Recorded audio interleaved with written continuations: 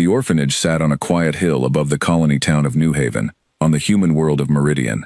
It was a simple building, made of white stone, with a garden full of flowers in the back. Children played there every day. Some were human. Some were young aliens whose parents had died or could not care for them. The orphanage had been a symbol of peace for many years. Humans and aliens living together, growing up together, laughing together. For 3,000 years, humanity had kept peace with the galaxy. Long ago, after a terrible war that nearly destroyed Earth, humans made a choice. They would not fight unless they had no other option. They would talk instead of shoot. They would forgive instead of punish. Many alien races came to see humans as weak, soft, easy to push around. The Galactic Council often ignored human complaints. Border disputes were settled in favor of stronger empires. Humans always agreed to compromise, always chose peace over pride. The Drakari Empire was the largest power in the galaxy. It had fought many wars and conquered many worlds. Its leaders believed strength was the only language anyone understood. They saw human peace as proof that humans had no strength at all. That belief was about to be tested. On a cold morning, 3 Drakari warships entered the airspace above Meridian without permission. The human government sent a message asking them to identify themselves and explain their presence. There was no response. Instead, weapons fired down from orbit. The strike was aimed at what the Drakari commander believed was a hidden military base. He was wrong. There was no base. There was only the orphanage. The building was destroyed in seconds. Fire spread through the garden. Alarms rang across New Haven, but it was too late. Rescue teams arrived within minutes, but most of what they found was rubble and smoke. Daniel Reyes, a colony security officer, was among the first to reach the site. He had grown up in New Haven. He had visited the orphanage many times, bringing supplies, playing games with the children during holidays. He knew many of their names. He dug through broken stone with his bare hands, calling out, hoping for an answer. For a long time, there was nothing. Then, beneath a collapsed wall, he found a small girl. She was human, maybe 7 years old. Her arm was broken, and her face was covered in dust, but she was breathing. He pulled her free gently and held her close. "You're safe now," he said quietly. "You're safe." She did not speak. She only stared at the smoke rising behind him, where her friends had been playing just an hour before. In total, 31 children died that day. 12 were human, 19 were alien. 4 caretakers died trying to protect them. Only 3 children survived, including the girl Daniel had found. News of the attack spread across human space within hours. Every screen on every world showed the same images: rubble, smoke, small shoes scattered across broken ground, a burned toy left behind in the dirt.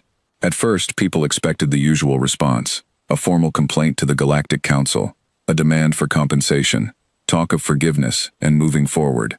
This was how humanity had always responded to attacks in the past. Diplomats would speak calm words. Officials would express deep sorrow but urge patience. The council would investigate slowly and eventually issue a mild statement of concern. The Drakari Empire expected the same. Their ambassador, a tall alien named Voth Kalan, prepared a short statement calling the attack a regrettable accident during a border security operation. He expected humans to accept this explanation, as they always had before. He expected an apology to be requested, not demanded. He expected everything to continue as it always had. He was wrong. Instead of a diplomatic message, Earth's government issued no statement at all. No apology was requested. No meeting was called with the Drakari ambassador. Communication channels that were normally busy with negotiation and calm dialogue went completely silent. This silence unsettled people more than any angry words could have. Officials on other worlds, allies and neutral parties, noticed something different this time. Human diplomats did not appear at their usual meetings. Human trade ships quietly returned to home ports. Human borders, always open for inspection under the old peace treaties, suddenly closed without explanation. On Earth, in the halls of the United Human Assembly, Elena Voss stood in front of a security council that had gathered in an emergency session. She was a senior representative, respected for her calm judgment during difficult times. But today her face showed no calm at all. "They attacked children," she said, her voice steady but cold. "Not soldiers, not a base. Children who had already lost everything once and were given a second chance here, with us." Around the table, generals, diplomats and scientists, sat in silence. Screens on the wall still showed images from Meridian. The small shoes, the broken toy, the empty garden. For 3,000 years, Elena continued, we chose peace, even when it cost us. We chose patience, even when we were mocked for it. We built our entire civilization around restraint, because we believed violence should always be the last option, never the first. She paused, looking around the room. But restraint was never weakness. It was a promise that peace only works if it protects the people who cannot protect themselves. Today, that promise was broken. Not by us, by them. A young military officer sitting near the back of the room, Marcus Holt, spoke carefully. Ma'am, if we move forward with what's being proposed, there will be no going back. The treaty ends. Everything changes. Elena looked at him for a long moment. Everything already changed, she said. The moment those ships opened fire on that hill, far above Earth, in orbit stations most civilians did not even know existed, something began to move. Ships that had been resting quietly for decades, hidden behind old trade agreements and peaceful cover stories, began to power on for the first time in years. Crews who had trained for a war they hoped would never come, now received orders they had been waiting a lifetime to hear. None of this was visible to the rest of the galaxy yet. To outside observers, it still looked like humanity was doing what it always did, staying quiet, staying calm, avoiding conflict. But this silence was different. This silence was not surrender. It was preparation. Back on Meridian, Daniel Reyes sat beside the small girl in a medical center, holding her hand as doctors treated her broken arm. She finally spoke, her voice barely a whisper. Why did they do this? Daniel did not have a good answer. He only held her hand tighter. I don't know, he said, but I promise you, this will not happen again. Not to you, not to anyone else. He did not know exactly what was coming, but he understood, deep in his chest, that something had shifted, something that could not be undone. 3,000 years of peace had just come to an end, and the galaxy had no idea what was coming next. 10 days after the attack on the Orphanage, the Galactic Council called an emergency meeting. Representatives from 100 worlds gathered in the Great Chamber on Sorain Station, a neutral meeting place built centuries ago for exactly this kind of crisis. The room was round, with seats rising in circles around a central floor, so every delegate could see every other delegate. Today, all eyes were on one empty chair. The human seat was empty. For the first time in 3,000 years, humanity did not send a representative to a council session. No apology, no explanation. Just silence. Voth Kalan, the Drakari ambassador, stood to speak. He tried to appear calm, but many delegates noticed his hands trembling slightly as he adjusted his robes. The human absence is troubling, he said, but it changes nothing. The incident on Meridian was a tragedy, and the Drakari Empire has already expressed its regret. We ask the Council to move forward with normal proceedings. An older delegate from the Voss Collective, a race of insectoid traders long allied with humanity, stood up angrily. Regret? You call the murder of 31 children a tragedy, as if it were bad weather. Where is your commander who gave that order? Why has no one been punished? Voth Kalan's jaw tightened. Military discipline is an internal matter for the Empire, and human silence, the Voss delegate said quietly, is not something you should welcome. You should be afraid of it. Many delegates laughed quietly at this. Humans were known throughout the galaxy for their patience, their willingness to forgive, their endless diplomacy. Some races respected this, many others saw it as weakness, proof that humans lacked the strength for real war. The Drakari Empire believed this most of all. Their entire culture was built on strength, conquest, and dominance. To them, an empire that never fought decisively was an empire that could be pushed as far as needed. What none of them understood was why humanity had chosen peace in the first place. 3,000 years earlier, Earth had nearly destroyed itself. Not through alien invasion, but through humanity's own wars. Nuclear conflicts, biological weapons, and endless resource wars had brought civilization to the edge of extinction. Only a handful of survivors rebuilt afterward, and they made a solemn vow. Humanity would never again let violence lead its decisions. War would always be the very last resort, chosen only when every other option had failed completely. This vow shaped everything that followed. Human colonies were built on cooperation. Human fleets were designed mostly for defense and rescue, not conquest. Human diplomats became famous throughout the galaxy for their patience and fairness. Even when treated unfairly by other powers, humans rarely retaliated with force. They negotiated. They compromised. They absorbed insults that other species would have gone to war over. But there was something the galaxy did not know. Something hidden for centuries. While humanity publicly focused on diplomacy, a small, secretive part of its government had never stopped preparing for the possibility that peace might someday fail. Scientists, engineers, and military planners worked quietly, generation after generation, on technology and strategies that were never shown to the rest of the galaxy. Weapons research continued in hidden facilities. Fleet designs were refined but never built in full, waiting only for the order to begin construction. Soldiers trained in secret academies, learning skills that had no purpose in a world at peace. This program had a simple name within the government: the Long Watch. Its purpose was equally simple. If humanity's peace were ever broken by outside violence, especially violence against the innocent, humanity would respond not with anger, but with total, controlled, unstoppable strength. The attack on the orphanage had triggered the Long Watch. Back on Earth, in a secure chamber deep beneath the United Human Assembly building, Elena Voss sat across a table from senior officials who had spent their careers preparing for a day they hoped would never come. General Aisha Thorne, head of Earth's defense forces, laid out a datapad showing fleet positions across human space. 90% of the reserve fleet is ready, Thorne said. Full deployment can begin within 72 hours. But once we commit, ma'am, this cannot be undone. The Council will see this as an act of war. Elena studied the datapad carefully. Numbers and ship positions meant less to her than the images she still saw whenever she closed her eyes. Small shoes, a burned toy, a little girl's empty stare. They already committed an act of war, Elena said, against children, against the very idea that peace protects the weak. If we do nothing now, we are telling every empire in this galaxy that human peace was always empty, that there is nothing behind it. That will only lead to more attacks, more excuses, more dead children. Marcus Holt, the young officer who had spoken up during the first emergency session, stood near the back of the room. He had been given a temporary post here because of his sharp analytical mind, though he still felt out of place among generals and senior officials. "Ma'am," he said carefully, "the Drakari Empire has the largest military in known space. Even with the Long Watch fleet, this will not be easy." "I know," Elena said. "That is why we will not fight the way they expect." She turned to General Thorne. "This will not be a war of anger. It will be a war of precision. We will not attack civilians. We will not destroy entire worlds out of revenge.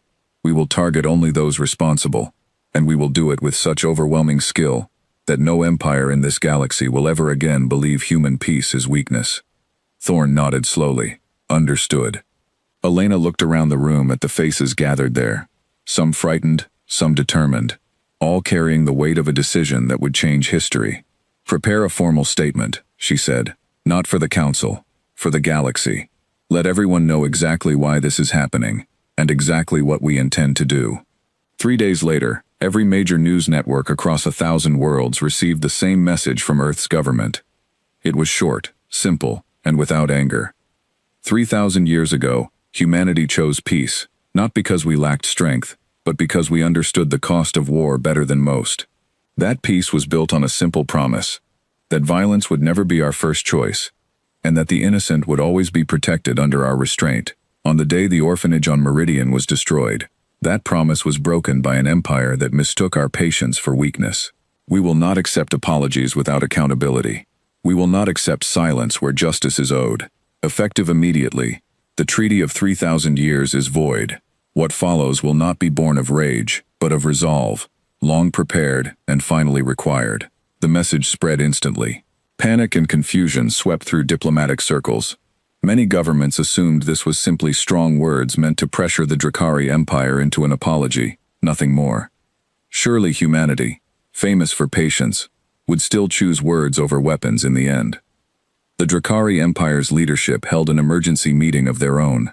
High Commander Vareth Skoll, who had ordered the strike on Meridian without knowing what it truly was, dismissed the human announcement entirely. "They have no real fleet," Skoll said confidently to his advisors. "A few outdated defense ships and cargo escorts. This is theater, nothing more. Humans have never fought a real war in 3,000 years. They will send angry words, perhaps a formal protest through the council, and within a month, this will be forgotten. One advisor, an older Drakari officer named Nashek, looked uncertain. Commander, our scouts have reported unusual activity along the human border. Ships moving in patterns we do not recognize. Communication silence across several sectors.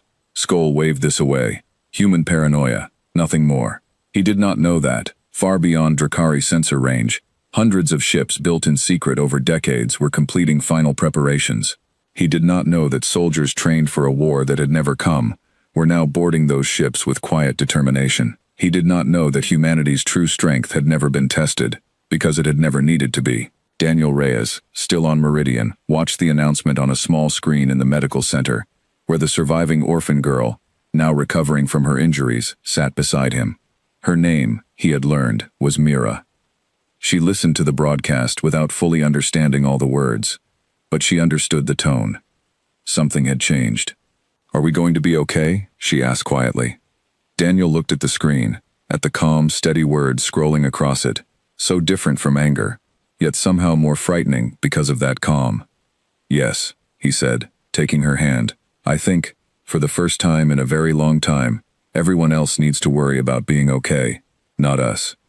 Above them, still hidden from most human eyes, ships that had waited generations for this moment adjusted course toward the border of Drakari space. The long watch had ended. The war was about to begin. The border between human space and Drakari territory had always been quiet. For 3,000 years, only trade ships and diplomatic shuttles crossed it. Now, in the dark of space, something else was moving. Daniel Reyes was not there to see it.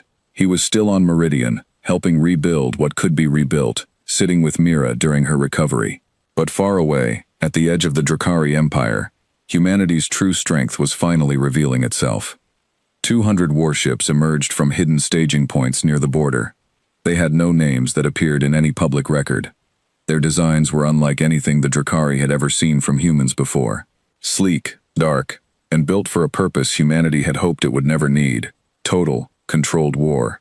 Fleet Commander Daniel Reyes' older brother, Captain James Reyes, stood on the bridge of the lead ship, the Meridian's Promise, named quietly, in honor of the colony that had suffered the attack.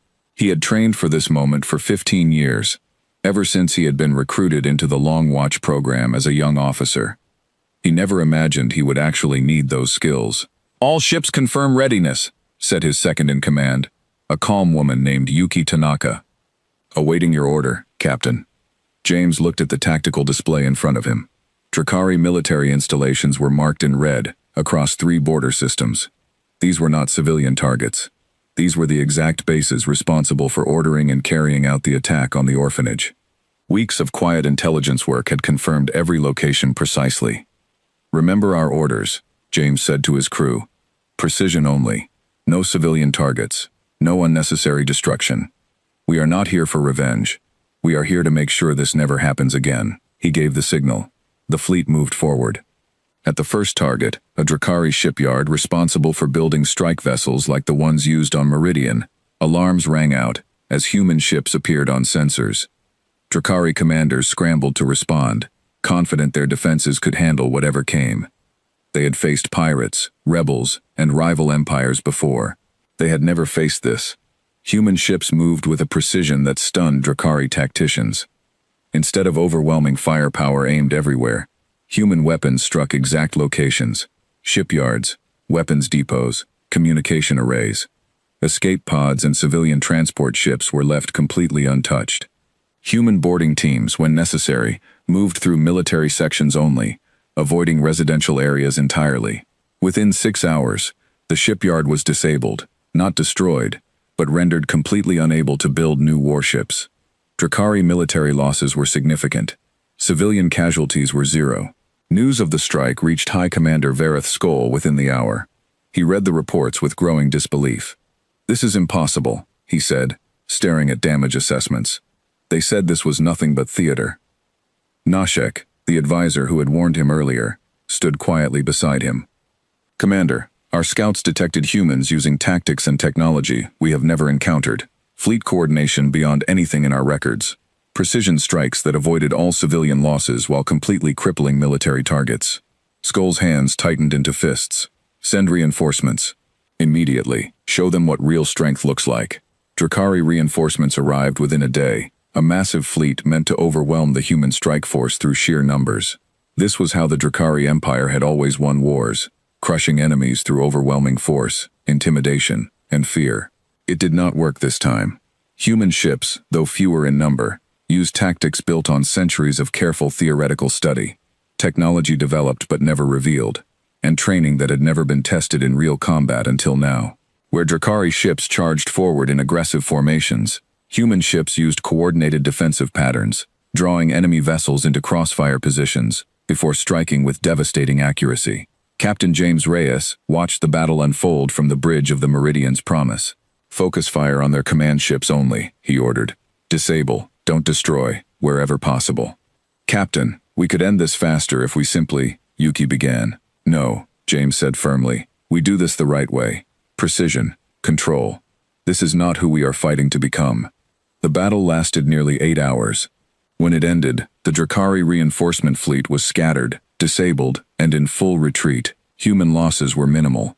Drakari losses, while severe in terms of ships disabled, resulted in surprisingly few deaths, thanks to human restraint, even in the middle of open war. Word of the battle spread rapidly across galactic news networks. Other empires, races, and neutral worlds watched with stunned disbelief as reports came in. Humanity, long dismissed as weak and overly cautious, had just defeated a Drakari war fleet, with almost no civilian casualties and minimal loss of life on either side. The Voss Collective, humanity's longtime trading allies, issued a public statement of support. Other smaller alien nations that had quietly suffered under Drakari dominance for years began reaching out to human diplomats, offering support, intelligence, and in some cases, direct assistance. Even the Galactic Council, shaken by the sudden turn of events, called for an emergency session once again. This time, the human seat was not empty. Elena Voss addressed the council directly, her voice steady and clear. For 3,000 years, we did not fight, because we believed patience could achieve what violence could not. Some among you mistook that patience for weakness. It was not weakness. It was choice.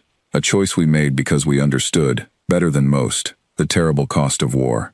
She paused, looking around the chamber at faces that no longer held the same dismissive expressions from before. That choice ended the moment innocent children were murdered, without cause or consequence. What you are witnessing now is not humanity abandoning its principles. It is humanity defending them, with strength we hoped we would never need to show. Voth Kalan, still representing the Drakari Empire despite the chaos unfolding across his empire's border, rose to speak. His voice, once confident, now carried a tone of desperation. This is an unprovoked escalation. The Council must condemn human aggression immediately. An alien delegate from a small border world that had suffered under Drakari expansion for decades stood up before anyone else could respond. Unprovoked?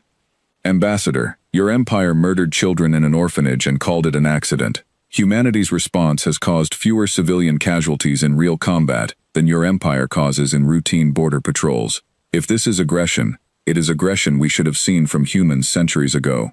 Murmurs of agreement spread through the chamber.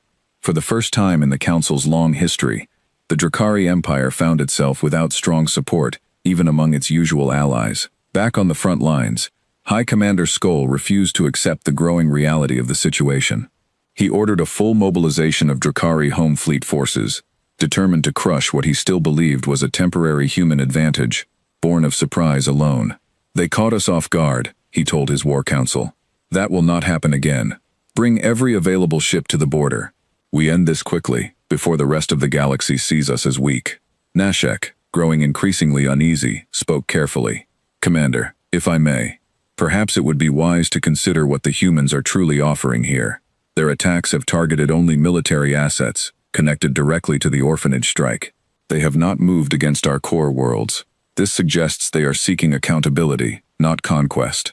Skoll's expression darkened. Are you suggesting we surrender to a species that spent 3,000 years hiding from real war? I am suggesting, Nashek said carefully, that perhaps they were never hiding from war at all. Perhaps they were simply waiting. Skoll dismissed the words with an angry gesture and ordered the full mobilization to proceed regardless. Meanwhile, on Meridian, Daniel Reyes received a brief, coded message from his brother James, sent through secure military channels. It contained only a few words. First phase complete. Mira safe. More to come.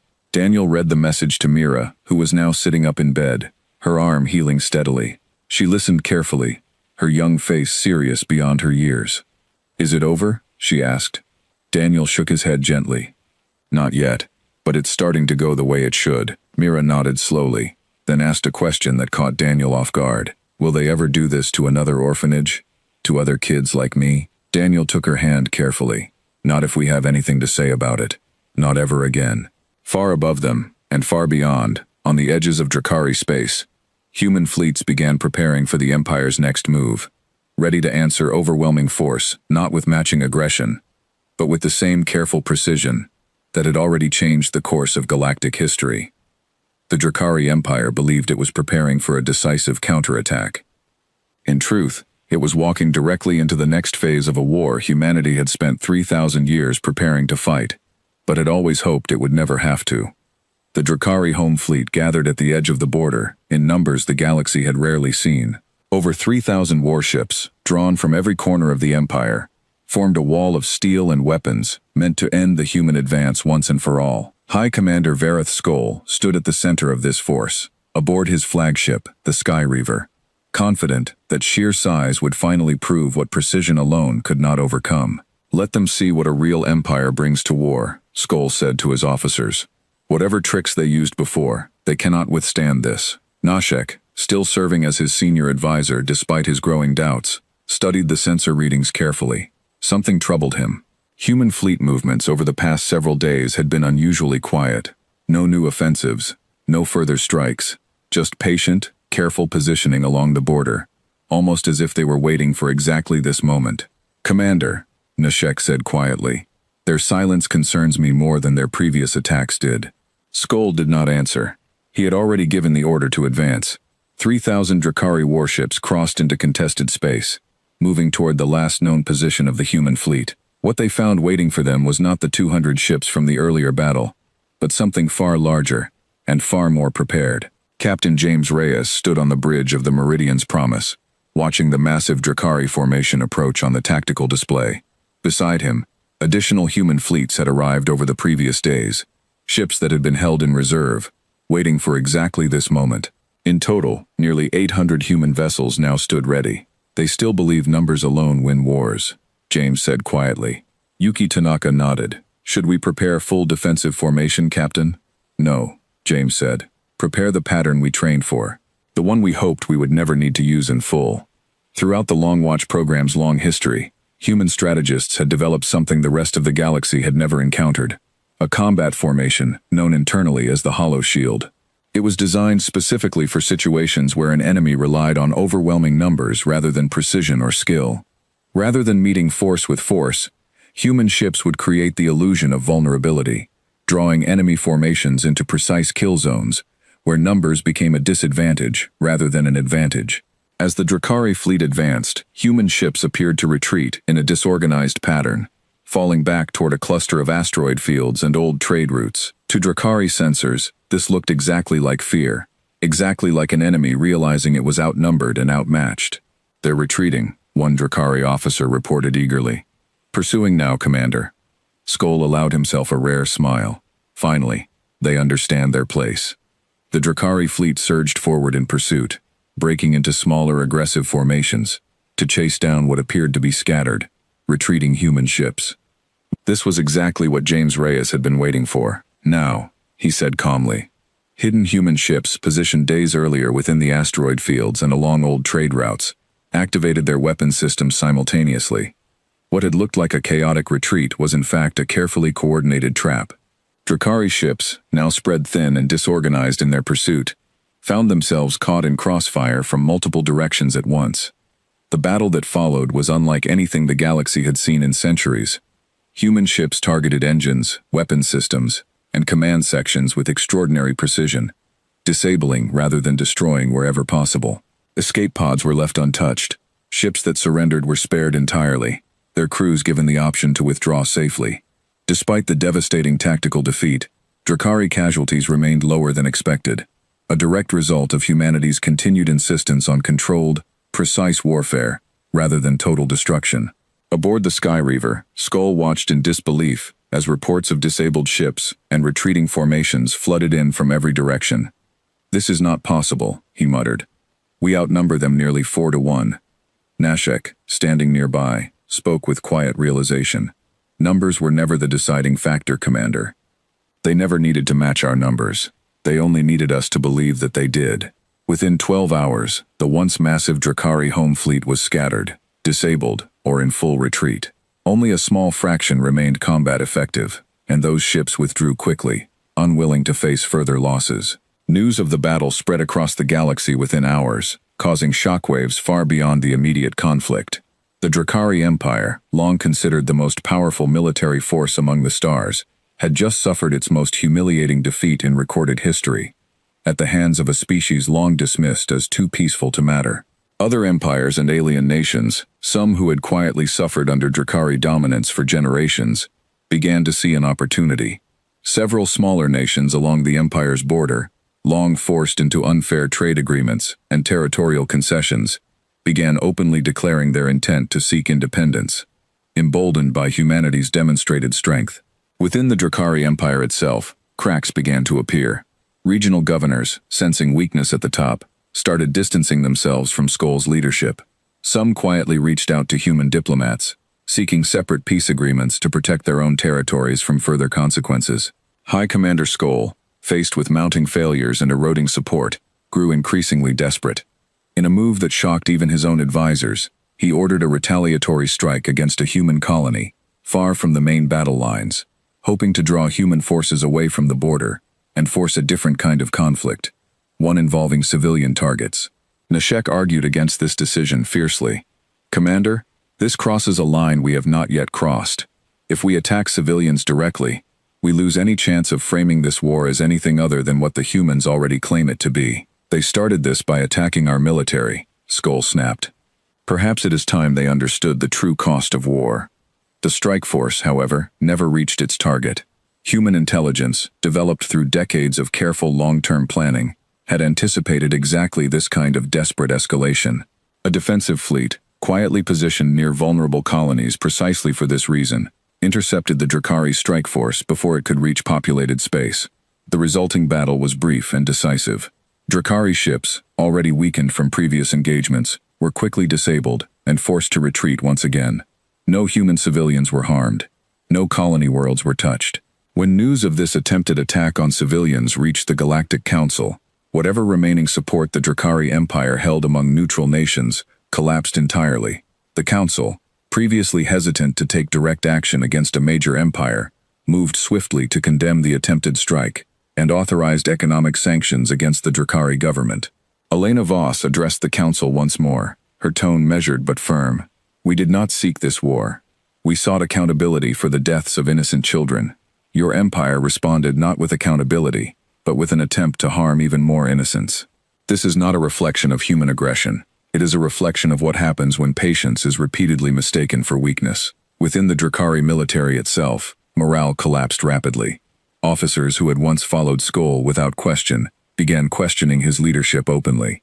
Reports circulated among the ranks about the devastating losses along the border, the scattered remains of what had once been the largest fleet in the galaxy, and the failed attempt to strike civilian targets that had turned even neutral nations against them. Nashek, watching his commander unravel under the pressure of repeated failures, made a difficult decision. He quietly reached out through secure channels to human diplomatic contacts, offering information that could bring the war to a swift, controlled end, in exchange for fair treatment of Drakari officers who had not directly participated in the attack on Meridian or the attempted strike on human civilians. Back on Meridian, Daniel Reyes received updates on the war's progress through careful, filtered news reports meant to protect ongoing military operations. Mira, now walking steadily, with her arm fully healed, had started attending a temporary school set up for surviving orphans and displaced children from the original attack. "They're losing," Daniel told her gently one evening as they walked together through the rebuilt section of New Haven. "The people who attacked us, it's almost over." Mira looked up at him with the same serious expression she always carried since the attack. "Will they be punished? The ones who did this?" Daniel nodded. Yes. Properly this time. Not just words. Real accountability. Mira considered this for a long moment before speaking again. Good, she said quietly. Not because I want them to suffer. Just because it shouldn't be easy to hurt people and walk away like nothing happened. Daniel squeezed her hand gently. No, he agreed. It shouldn't. Far above them, along the shattered remains of what had once been the Drakari Empire's greatest fleet, human ships continued their careful, disciplined advance, not seeking conquest, not seeking revenge, but insisting, through strength finally revealed after 3,000 years of patient restraint, that some lines could never be crossed without consequence. The empire that had once believed humanity's peace was weakness now faced the final collapse of that belief, and it was only a matter of time before the war reached its conclusion. 3 weeks after the failed attack on human civilians, the Drakari Empire stood at the edge of collapse. High Commander Vareth Skoll's authority had crumbled entirely. Regional governors across the empire ignored his orders, focused instead on protecting their own territories from what many now saw as an unstoppable human advance. The home fleet, once the pride of Drakari military power, lay scattered and disabled across a dozen border systems. In the capital of the Drakari Empire, the Imperial Council convened without Skoll's presence for the first time in years. Nashek, promoted hastily to fill the growing leadership vacuum, stood before the assembled council members. Continuing this war serves no purpose, Nashek said plainly. We have lost every major engagement. Our alliances are collapsing. Our own people question why this war began at all, once they learned the truth about the orphanage. An older council member, Lady Threska, spoke carefully. And what of Skoll? He remains in command of what forces we have left. Skoll's command ended the moment he chose to strike at children, rather than admit fault, Nashik said. Whether by his own hand or ours, this war must end, and it must end honestly. Within days, a coalition of Drakari governors, military officers, and council members moved to formally remove Skoll from command, citing his responsibility for both the initial attack and the failed strike against human civilians. Skoll was taken into custody by his own people. A rare and humiliating end for a commander who had once been celebrated as the Empire's greatest military mind. With Skoll removed, Nashek reached out directly to human diplomats, requesting formal peace negotiations. Elena Voss, representing humanity once again before the Galactic Council, agreed to meet. The negotiations took place aboard a neutral station, carefully chosen for its symbolic distance from both Earth and Drakari territory. Nashek arrived with a small delegation, visibly aware of how much had changed since the war began. We are prepared to accept full responsibility, Nashek said, standing before Elena and a small group of human officials. Reparations for the families affected by the attack on Meridian, formal acknowledgement of wrongdoing before the Galactic Council, and guarantees to prevent anything like this from happening again. Elena studied him carefully before responding. This is not simply about reparations, Ambassador. Money and formal apologies cannot undo what was lost. What we require is structural change, real accountability, not just for this attack, but for the pattern of behavior that made it possible in the first place. Nashek nodded slowly. What do you propose? Elena outlined humanity's terms clearly. First, a full and independent tribunal, overseen by the Galactic Council, to investigate not only the attack on Meridian, but the broader pattern of Drakari aggression against smaller, weaker nations over previous decades. Second, the establishment of new galactic protections specifically for children and civilians, with binding consequences for any nation that violated them.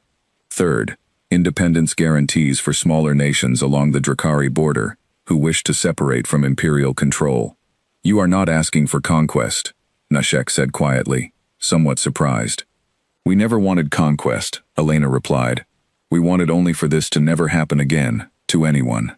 The negotiations continued for several more days, but with Skoll removed and the Drakari military in no position to continue fighting, most of humanity's terms were accepted without significant resistance.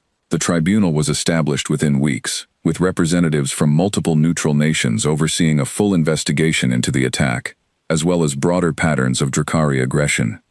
Skoll himself stood before this tribunal months later, facing formal charges for ordering the attack on the orphanage and the later attempted strike on human civilians. Evidence presented during the trial revealed that Skoll had been aware the target on Meridian was a civilian structure before the strike was launched, having dismissed concerns raised by his own officers in the interest of speed and efficiency. This revelation eliminated any remaining sympathy for his position, even among his own people. Skoll was found guilty and sentenced to permanent exile from any position of military or political authority within Drakari territory, a fitting consequence for a leader who had once believed unchecked power justified any action. Meanwhile, on Meridian, the rebuilding of the orphanage began in earnest. The new structure was designed differently from the original, larger, with reinforced foundations, and built with input from both human architects and representatives of allied alien nations, whose children had also died in the attack. It stood as a deliberate symbol, proof that even after tragedy, the commitment to protecting children across all species had not weakened but grown stronger. Daniel Reyes, now recognized publicly for his actions on the day of the attack, was asked to oversee part of the rebuilding effort. Mira, now fully recovered and thriving in her temporary schooling, insisted on helping plant new flowers in the garden that would surround the new orphanage, just as flowers had surrounded the old one. "Do you think it will ever feel the same?" she asked Daniel one afternoon, kneeling in the dirt with a small trowel in her hand. Daniel considered the question carefully before answering. "No," he said honestly. "It won't be the same, but maybe it can be something good anyway. Different, but still good." Mira nodded thoughtfully, continuing her work in silence for a while, before speaking again. "I want to stay here when it's done. Not just visit, actually stay, and help take care of the kids who come after me." Daniel smiled gently. "I think that's a very good idea." Elsewhere across the galaxy, the effects of the war rippled outward in ways few had anticipated. Smaller nations that had lived for generations under Drakari dominance began negotiating new independence agreements, supported by human diplomats and newly formed alliances. The Galactic Council, shaken by the events of the past months, moved to strengthen protections for civilians and children across all member nations, citing the Meridian attack as the clearest example yet of why such protections mattered. Humanity's reputation across the galaxy shifted permanently. No longer dismissed as simply weak or overly cautious, humans were now viewed with a mixture of respect and careful caution, understood as a species capable of enormous restraint, but equally capable of decisive, controlled strength when that restraint was violated without cause. Elena Voss, addressing the Galactic Council one final time as formal peace agreements were signed, reflected on the broader meaning of what had occurred. For 3,000 years, we chose peace, not because we lacked strength, but because we understood, better than most, exactly what that strength could cost if used carelessly. That choice was never weakness. It was discipline, built on the belief that peace only means something if it protects those who cannot protect themselves. She paused, looking around the chamber at faces that had once dismissed humanity so easily. "We did not want this war. We do not celebrate what it cost, on either side. But we will not apologize for finally standing up when silence was no longer an option. Let this be understood clearly, by every nation present today. Our patience is real, and it is not without limits. When those limits are crossed, especially against the most innocent among us, we will answer, not with rage, but with resolve." The chamber remained silent for a long moment before quiet applause began, spreading gradually across delegates who had witnessed, over the past months, exactly what humanity's patience had truly been protecting all along. Back on Meridian, as the sun set over the nearly completed orphanage, Daniel stood beside Mira, watching workers place the final section of roofing on the new building. The garden around them was already filled with new flowers, carefully planted by children and volunteers, determined to bring life back to the place where so much had been lost. "It's beautiful," Mira said softly, watching the last light of the day catch on the white stone walls. "Yes," Daniel agreed. "It is." He thought of his brother James, still stationed along the border, helping oversee the careful, ongoing process of ensuring lasting peace rather than temporary victory. He thought of Elena Voss, standing before a galaxy that finally understood the true nature of human restraint. He thought of all the quiet decades of preparation that had led to this moment, decades built not on the desire for war, but on the hope that peace, when finally tested, would prove strong enough to protect what mattered most. 3,000 years of peace had been shattered by violence against the innocent, but from that shattering, something new had been built, a peace not defined by silence and patience alone, but backed by demonstrated strength, real accountability, and an unwavering commitment to protect those who could not protect themselves. As the last light faded over the newly rebuilt orphanage, Children's laughter echoed once again through the garden, a small, quiet sound that carried within it the full weight of everything that had been fought for. It was enough. That was the end. Let me know if you'd like another title to start next.